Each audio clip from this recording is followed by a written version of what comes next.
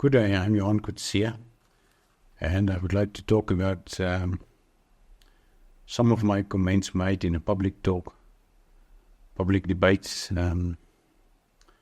It's today, the 30th of August 2024, 4 o'clock in the afternoon, just past 4. And on previous Wednesday, we did have a public debate at the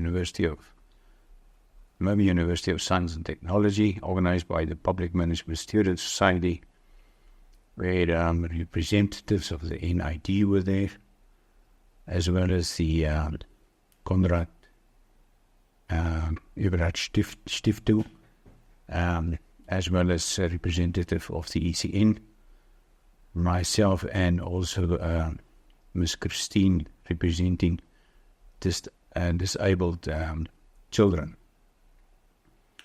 And it was about the voting, the importance of voting in Namibia. And I think it also applies not just for this November elections, when we elect the local councils and the president, and also the members of the regional councils. But what I would like to talk about is the findings of the Afrobarometer survey. Trends identified in around 10 focusing on corruption, and trends also in around 9 focusing on democracy. And around 10 indicate that there's a growing voter apathy, especially under the younger generation, 18 to 35 years of age, that are less inclined to vote over the years. The support of democracy increased from 55 to 60% compared to the previous election, 2019. 76% of surveyed people, around 10, indicated that they perceive that corruption have increased the previous year. There's a general trend of deterioration of trust in offices, ministries, and agencies, ranging from the office of the Prime Minister, the President, judicial, and the judicial service, meaning the courts, as well as NAMPOL, and parliamentarians. So that means that less younger people intend to vote. The born-frees are now about 60%. Born after independence with no experience of the liberation movement or blood struggle in that process of colonialism and apartheid. And then there are about 71% of the population, meaning of the eligible voters, are now aged 18 to 35 years of age. So it means that the younger population can have a profound impact on the next election, more than ever before. However, if they are not going to vote, it means actually a vote for the ruling party. And there's also another trend in around 9 indicated on democracy, that 53% of voters indicated that they didn't have a big problem when, in case of political instability, the military takes some active role in stabilizing. Now that is an alarming trend. So this is all given within the biggest problem indicated in around 10 as unemployment is the biggest problem in excess of 70%, and the second biggest problem only in the 20s that are in the range of poverty and education and corruption. So by far the economic behavior will have a huge influence on the next election, with 61.5% of people surveyed in around 10 indicating that they experience high poverty in Namibia. So with a very high unemployment rate, with some economists estimated at between 50 and 60%, and the unemployment rate in general of 43%, based on the 2018 labor force survey, it means that the economic circumstances will play a big role in the next election. We are also in one of the biggest droughts in Southern Africa experience. We haven't recovered yet from COVID-19, the restrictions thereof, where small, medium enterprises went bust because of the forced closing down of lockdown during that COVID-19 virus, while bigger supermarkets that could have sustained themselves financially have been kept open.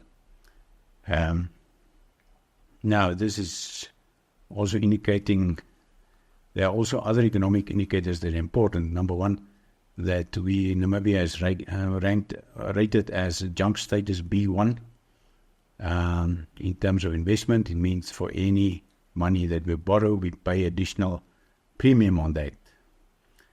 There's only 2 ratings below that. There is B2 and B3.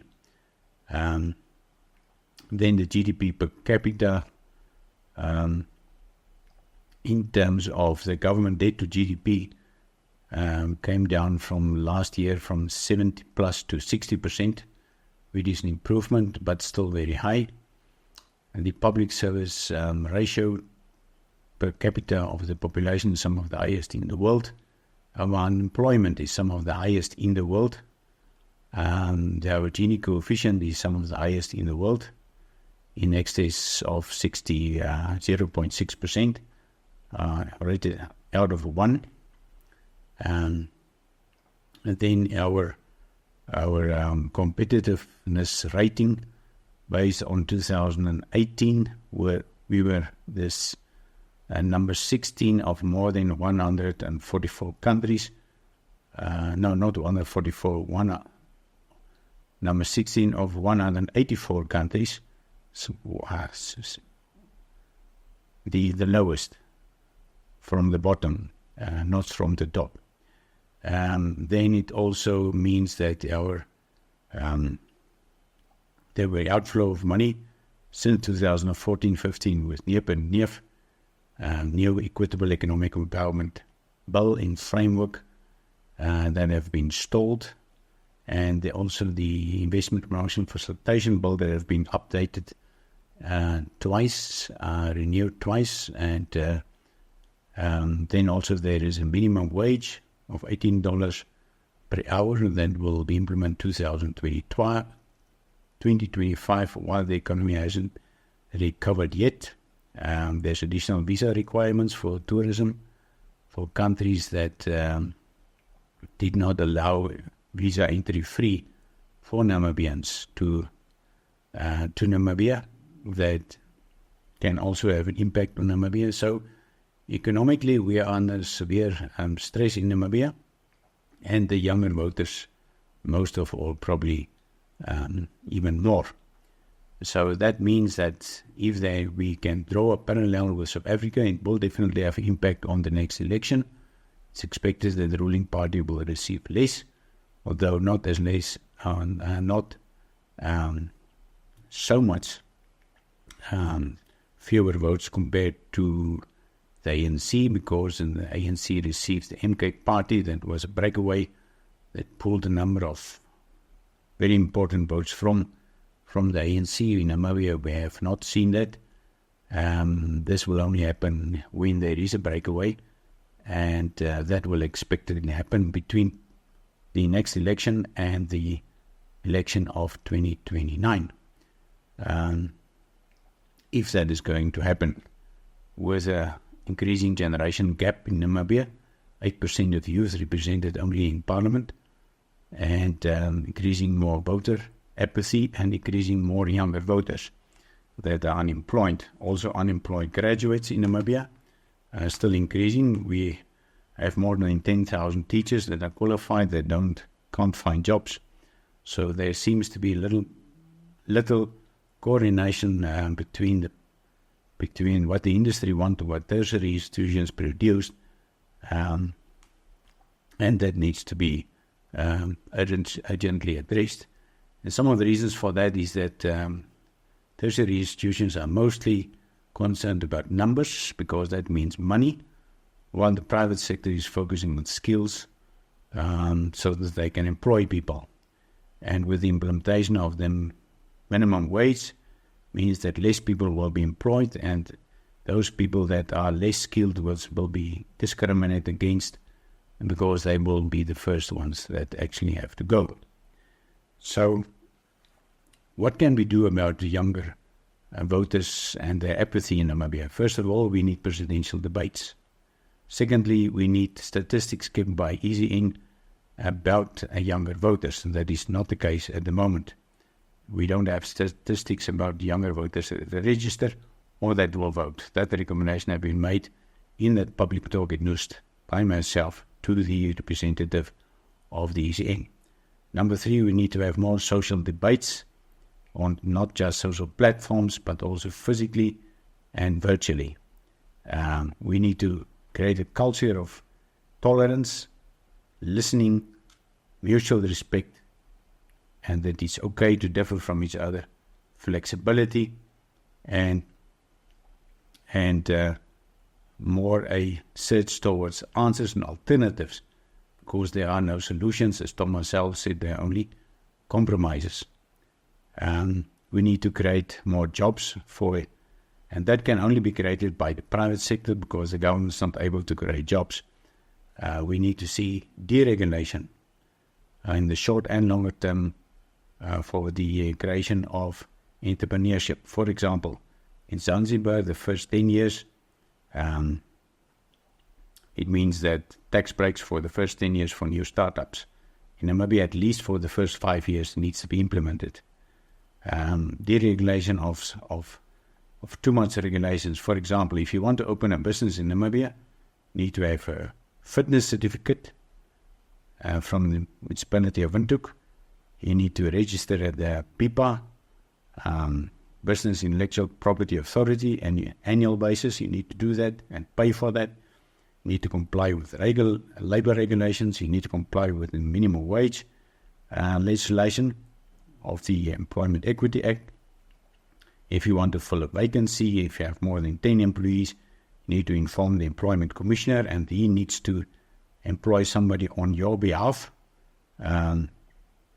For example, which is completely contradicting to the private sector and freedom of association, and that is a form of coercion. We have tax in Namibia, and that is basically based on nationalization of income. If you need to register with NAMRA, the revenue agency, and after that, if you're a businessman, entrepreneur, you need to pay provisional tax 6 months in advance. And then you need to register your employees at the Social Security Commission, and you are subjected to annual renewal of the fitness certificate. And if you don't pay your taxes on time, then you don't get your fitness certificate. If you are a dentist or a lawyer, or it doesn't matter which profession. And then if you are a professional, you still need to comply with professional requirements and regulations of professional associations. For example, to charge customers a certain minimum service in order to protect the profession. So it's very clear that we have too much regulation in Namibia. We have a growing bureaucracy. We have a growing increase of public servants, especially in defense. We have seen the beginning of this year, end of last year, also with police. We have also seen these type of big brother laws and regulations like cybercrime, where the police can tap your phone without a court interdict or court order. The Whistleblower Protection Act has not been implemented yet, after it was created and promulgated in 2017 already. The Office of the Information Commissioner, since the act was passed about the access to information, are in the process of being setting up. So it's clear that Namibia is too regulated. We are developing a technocratic society that is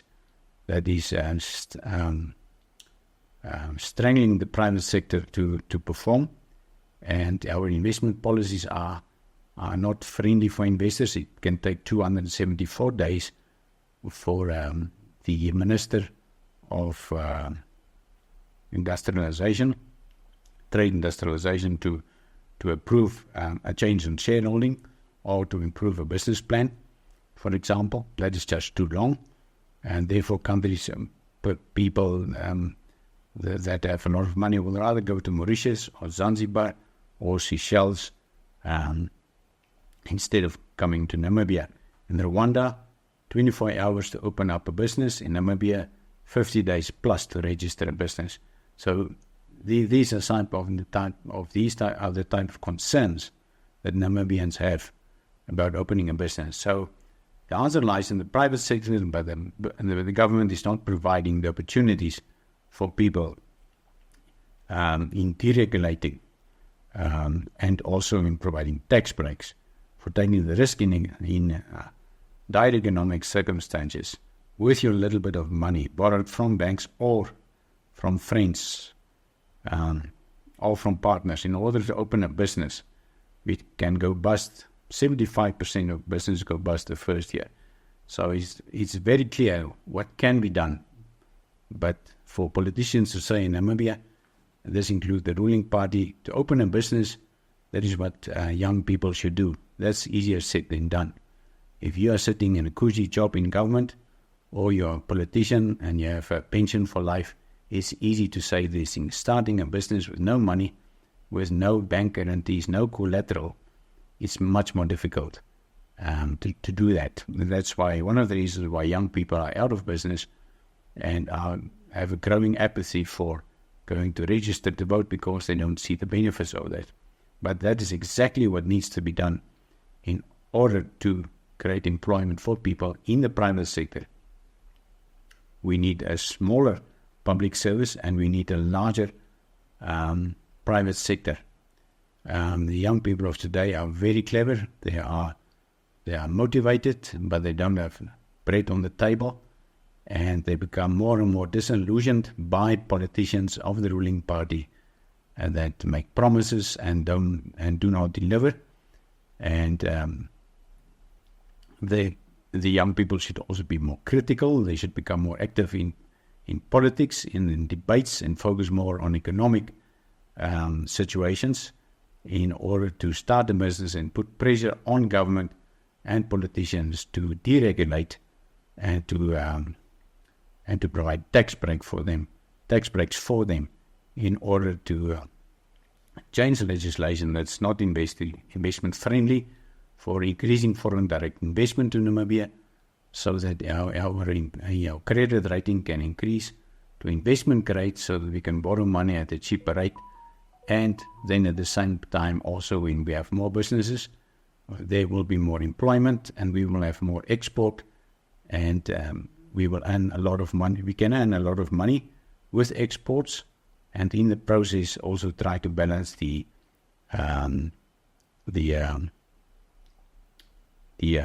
balance of payment problems, where our exports should at least cover our imports, which is not the case at the moment. So these are some of the options about what can be done to get more younger people to go and vote, and they can only register under the 3rd of August. The other problem is the ECN should also make it probably compulsory for political parties to send their manifestos out at a specific date, way in time, so that people can make an informed decision about which party to vote for. However, it doesn't matter for which party you vote. It is important that you go and vote, because if just 49% of the eligible voters go and vote, that means that we have basically an illegitimate government, and then we will experience distrust in democracy. So it doesn't matter for which political party you vote, as long as you go out and vote to express a sincerity and a commitment and a dedication and democracy.